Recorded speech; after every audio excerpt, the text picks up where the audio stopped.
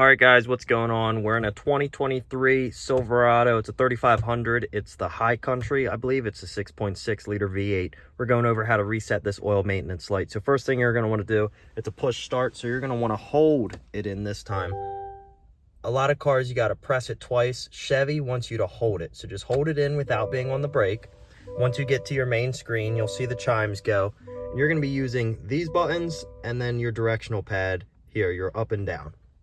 So you're just going to use the left and right. You're going to click right until you get all the way to here. If you didn't start there already. If you're already here, you can use this scroll wheel. You're going to scroll down all the way till you get to the oil life.